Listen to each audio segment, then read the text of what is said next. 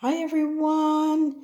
I have started back into my journal, continuing on, which puts me at studying the Hierophant and everything it has to offer. I've picked the coordinating cards where the fives and the energy of the fives repeat, but I also brought in my Wild Seers deck, which is a combination of the Light Seers and the Wild Reflections. And I chose from those two decks ones that suit me best. And I've brought those same energies in of the fives and the Pope. So I'm going to put this in its holder and we'll get back to looking at what I discovered, which was a lot of information on the number 5, the Hierophant. All right, so what did I find? Well, I found myself being boggled by the amount of information in the symbolism in the cards. So we might as well just jump in, and starting at the top, there is a snake here. And for me, that is transformation. And I like the fact that it is here around the thoughts, because thoughts can change and knowledge can add to that ability to change our thoughts. But it's talked about it being the snake of redemption. And it continued with information saying basically it's the dark aspect of Eve. And there we go again with that poor Eve getting blamed for all kinds of things, huh?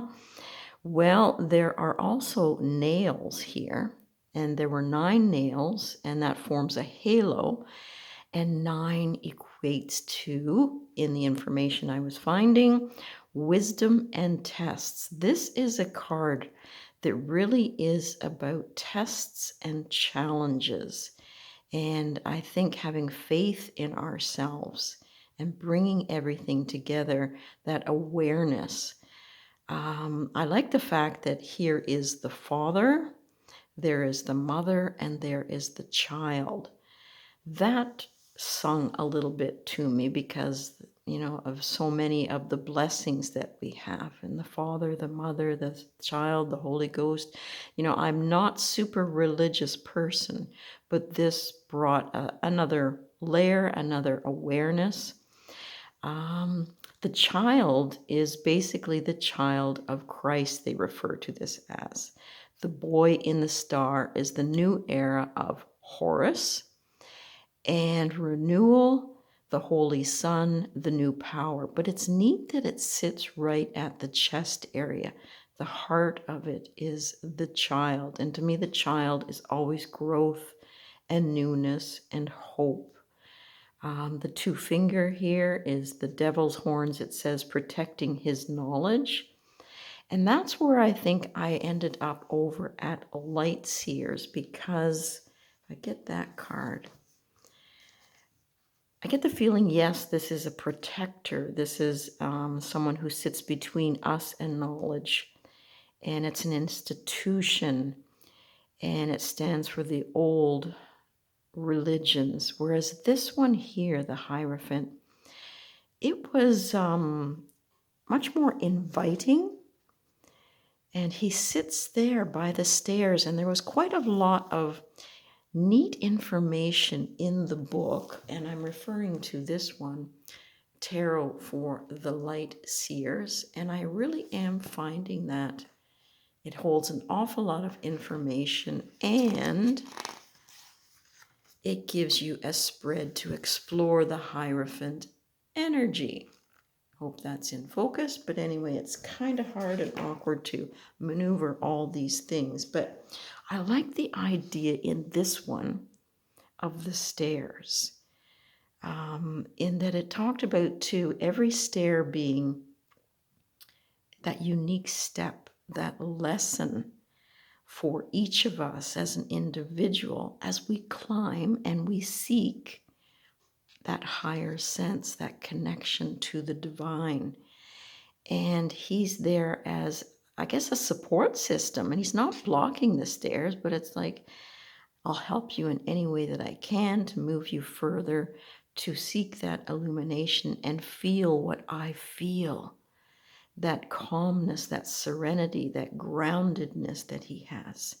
So yes, we have the knowledge and the truth and someone acting on our behalf. And here we have, take the steps yourself. If I can help you, I will. And it talks about rites and rituals here and strength and structure, whereas this is the way of welcoming us into our personal journey. So I really liked that. I was just sitting there at the computer the other day and thinking about the Hierophant, and this deck sort of came into view, and it was like, pull me out and maybe I can help you. And it did. So yeah, the symbol down here on the card is Vo, which stands for nail, and unifying and harmonizing the truth and the knowledge and the awareness as we go through these tests and challenges. And this was being referred to as the Blue Venus. We have some powerful elements, including his staff. And it was interesting in a couple of books that I looked at that this could be past, present, and future, or it could be mind, heart, and action. There's so many 3 type words that can fit together, I think. The bull was for our actions, and definitely the bull and the elephant for power. And it just really wraps around him here. And I do like the fact that the energy is harmonizing these 3 elements, the father, the child, and the mother. That was quite nice. But basically, it was coming down to the teacher. Sometimes this would come up in a reading I found for people that were actually teachers or on a spiritual path, or also counselors. So these were the people that we would approach when we needed help working through a situation and being able to have faith in ourselves as we do so.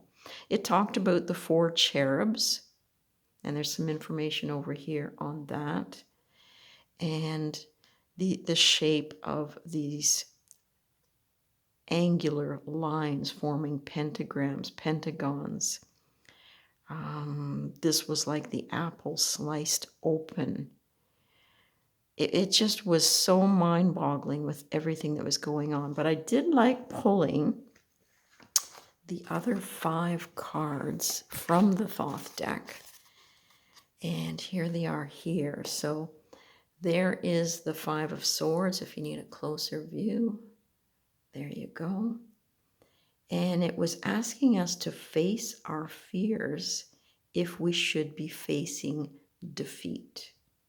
If we, can't accomplish everything that we can at this time, to face it, I guess, regroup our thoughts, because it's swords, and try to move forward. And I like the idea of the shattered energies around it here. It's like something is definitely not working. It hurts. It's sharp. And how do we maneuver through it? So there's an interesting shape in here too that I'm going to have to work at to discover. Then there is the 5 of Cups, which was asking us to resolve any old conflicts, any old feelings that are within us, and to try to get past it and see the bright side and the future so that we can move forward when we are experiencing disappointments. And then we have the 5 of Wands. So it can, for me, represent a battle, but it doesn't have to be a battle with other people. It can be within us. And so this 5 of Wands, although it mentions strife down here as a key word, it could be anxiety. It could be those heated actions or ideas that we're working through. And then we also have worry. The 5 of Discs, the 5 of Pentacles, that strain, that loss of security as we try to survive in the situation that we find ourselves in. Which then brings us to the 14, which adds up to 5 when it's reduced, and that need for bringing light into those dark spots, bringing a balance, and striking up that balance between that will then equalize and give us a sense of harmony. So we got our fire and water here, the eagle and the lion. There's all kinds of, I guess, Latin around here. And it's interesting that there's the two faces and how we bring those two sides of us into harmony here. And it's neat that it's almost like a little rainbow on her shoulders. I mean, you've got the jagged points down here. We can see that, like it says, it's an art to bringing things into balance. But there are so many symbols. And that's why I wanted to get into some of these. So again, if we go for the, let's see, I think I'm missing, there it is, the 5 of Swords, right there. Okay, so that shows a lot more strength to me. Like he's got his arrows and he's got his quiver there with more. You've got all the birds with all his thoughts. Yes, there has been difficulties, but now it's to pick up that bow and arrow again and move forward. And you can see that some of the other arrows have already been spent down here.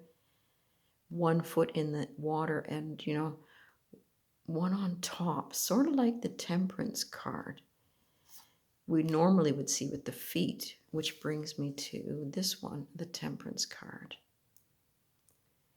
And to me, this is really